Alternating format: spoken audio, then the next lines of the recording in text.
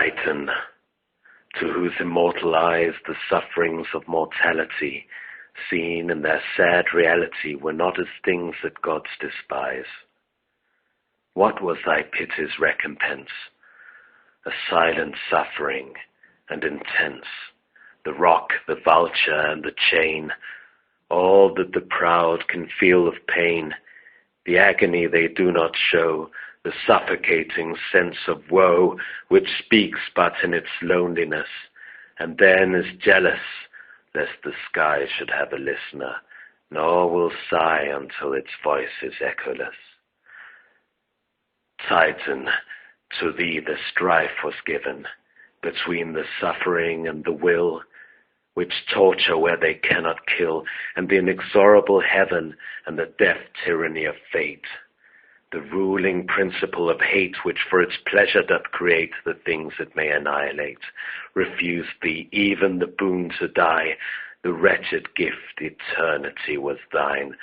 and thou hast borne it well. All that the thunderer wrung from thee was but the menace which flung back on him the torments of thy rack.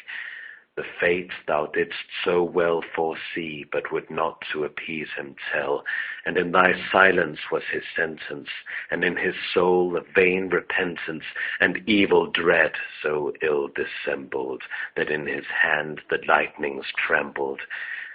Thy godlike crime was to be kind, to render with thy precepts less the sum of human wretchedness,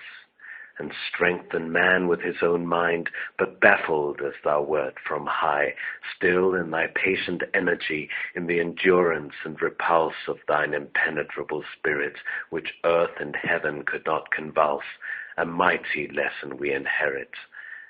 Thou art a symbol and a sign to mortals of their fate and force. Like thee, man is in part divine, a troubled stream from a pure source, and man in portions can foresee his own funereal destiny, his wretchedness, and his resistance, and his sad, unallied existence,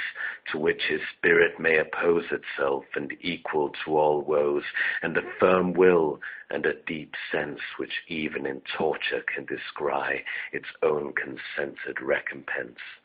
triumphant where it dares defy, and making death a victory.